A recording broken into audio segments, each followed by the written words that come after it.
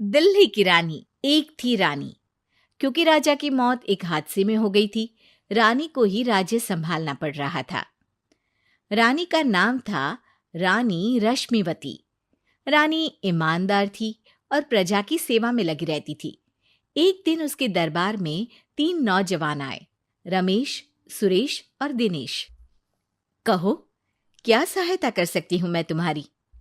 हम आपके दरबार में काम करना चाहते हैं ताकि जनता की सेवा कर सके। लेकिन अभी तो तुम्हारी उम्र बहुत छोटी है। तुम लोगों को तो अभी अपनी पढ़ाई पर ध्यान देना चाहिए। हमारा मन पढ़ाई में नहीं लगता। माता पिता को लगता है कि हम किसी के लायक नहीं हैं और हम साबित करना चाहते हैं कि हम लायक हैं। उत्साह बहुत अच्छा है, मगर अभी उम्र कच्ची है तुम लोगों की। अरे उम्र से क्या होता है रानी जी? शास्त्रों में लिखा है कभी किसी के ज्ञान को उसकी उम्र के आधार पर नहीं देखना चाहिए। बात तो सही है तुम्हारी। और अगर सच में तुम अगर ये संकल्प करके आए हो कि तुमको यहाँ काम करना है, तो पहले परीक्षा देनी पड़ेगी। 3 परीक्षा, एक शारीरिक परीक्षा, एक बुद्धि की परीक्षा और एक देशभक्ति की परीक्षा। और ये क्या है? वो मंत्री महोदय तुम्हें समझा देंगे। हमारे पास समय नहीं है। अगर तुम लोग तैयार हो तो बताओ। हाँ हाँ, हम तैयार है किसी भी परीक्षा के लिए। मैं भी तैयार हूँ कुछ भी कर गुजरने के लिए। तो ठीक है मंत्री जी, आप इन तीनों की परीक्षा कल से ही शुरू कर दीजिए।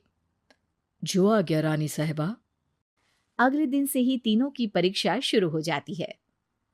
पहले शारीरिक परीक्षा, यानी किस में कितना है दम, ये देखेंगे हम।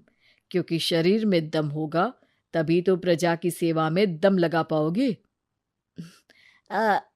हमें क्या करना होगा?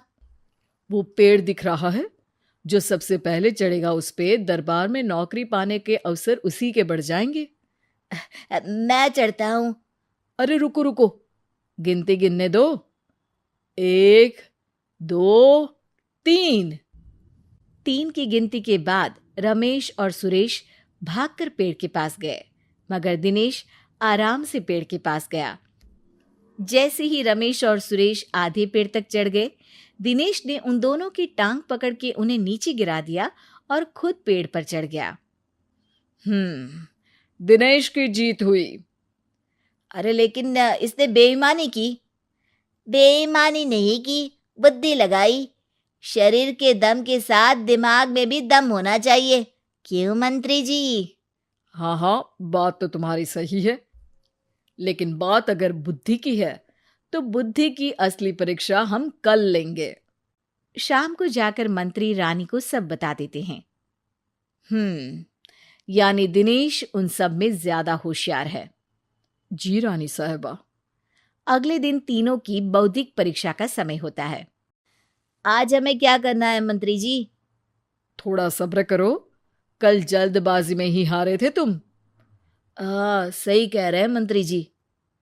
अरे तू क्यों ज्यादा बोल रहा है? तू भी तो हारा था ना कल। ए दिनेश, ज्यादा होशियार मत बन। अरे अरे अरे, लड़ो मत। आज की परीक्षा पर ध्यान दो। आज की बौद्धिक परीक्षा में ये कुछ बोरे हैं, कुछ में नमक है और कुछ में रुई। जिसको जो ले जाना है उठा लो। देखते हैं कि कौन जल्दी से कोई भी एक बोरा नदी के उस पार लेकर जाता है। समय शुरू होता है अब। तीनों बोरों की तरफ बढ़ते हैं। सुरेश, नमक की बोरी भारी है, ले जाने में मुश्किल होगी। हाँ हाँ, सही कह रहा है, रुई हल्की है, हम दोनों रुई लेकर चलते हैं। अरे भाई, मैं तो नमक लेकर जाऊंगा। रमेश और सुरेश ये सोचकर हंसते हैं कि आज तो दिनेश हार ही जाएगा। दौड़ शुरू होती है। 1, 2, 3। तीनों नदी की तरफ भागते हैं। रुई में वजन कम होने के कारण रमेश और सुरेश आगे निकल जाते हैं और दिनेश थोड़ा पीछे। पर जैसे ही वो सब नदी में जाते हैं, दिनेश की बोरी का नमक गलने लगता है और वजन कम हो जाता है, जबकि रमेश और सुरेश की रुई में पानी भर जाता है और बोरी का वजन बढ़ जाता है। अरे ये इतनी भारी क्यों हो गई रमेश? अरे मुझे क्या पता, शायद जादुई बोरी है। अरे लगता है कि हम बेवकूफ बन गए। बने नहीं हो, तुम हो ही बेवकूफ। इतना तो पता होना चाहिए कि पानी में नमक गल जाएगा।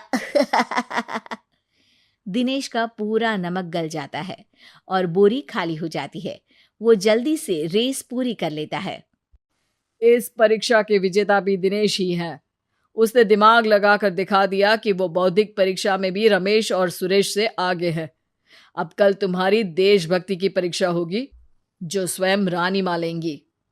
रात को फिर मंत्री रानी के पास जाकर बता देते हैं कि आज की परीक्षा में कैसे दिनेश ने अक्लमंदी दिखाई और बौद्धिक परीक्षा में भी उसी की जीत हुई। अरे वाह, दिनेश तो हमारे बहुत काम आ सकता है। हम उत्साहित हैं कल की परीक्षा के लिए। वो तो ठीक है रानी साहिबा, लेकिन हमने सुना है कि पड़ोसी राज्य का राजा आकाशदीप हमारे राज्य की सीमा में घुसपैठ कर रहा है। ये तो चिंता की बात है। हमें जल्द ही कुछ करना चाहिए। अगले दिन रमेश, सुरेश और दिनेश अपनी आखिरी देशभक्ति की परीक्षा के लिए दरबार में आते हैं। प्रणाम रानी साहिबा। नमस्कार रानी जी। प्रणाम रानी माँ। हमने तुम्हारी परीक्षा पर गौर किया। दिनेश आगे हैं। हम तुम तीनों में से किसी दो को ही दरबार में काम दे सकते हैं। किसी एक को आज जाना होगा। तो देशभक्ति की परीक्षा के लिए तैयार हो? पूरी तरह से। मैं तीनों से एक ही सवाल करूंगी। जिसका जवाब सबसे सही लगेगा उसे तो नौकरी मिल ही जाएगी। फिर दूसरे सबसे सही जवाब देने वाले को भी काम मिलेगा। आप लोगों का समय शुरू होता है अब। ज्यादा सोचने का समय नहीं होगा। जो मन में पहली बात आए उसका जवाब दे। तो सवाल ये है कि तुम इस मिट्टी के लिए क्या कर सकते हो? मैं इस मिट्टी को साफ रखूंगा। यहाँ के लोगों के भोजन की कमी को मैं पूरी करूंगा। मैं यहाँ के लोगों को गले लगा लगा के उनको खुशी दूंगा रानी माँ, और गरीबों के लिए घर बनवाऊंगा। मैं इस मिट्टी के लिए किसी की जान भी ले सकता हूँ रानी माँ। मंत्री, दिनेश को एक तलवार दो। जी रानी जी। दिनेश, पड़ोसी राज आकाशदीप की जान तुम्हारे हाथ में है। जाओ, अपना काम पूरा करो। आज रात को तुम उस पर हमला करोगे जब वो सो रहा होगा। दिनेश वहां से चला जाता है। रानी माँ, ये आपने क्या किया? अभी किया नहीं है मंत्री जी। आप आकाशदीप को संदेशा भिजवाओ कि पड़ोसी देश का एक कातिल रात को उन पे हमला करेगा और दिनेश को पकड़वा दो। अरे, ये आप क्या कह रही हैं? और क्यों कर रही हैं आप ऐसा? राजा को लगेगा कि हमने उसकी मदद की, उसकी जान बचाकर।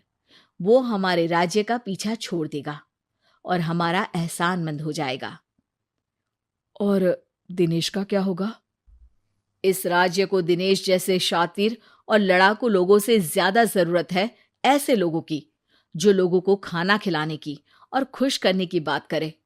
और ये गुण सुरेश और रमेश में है। इन्हें नौकरी दे दो।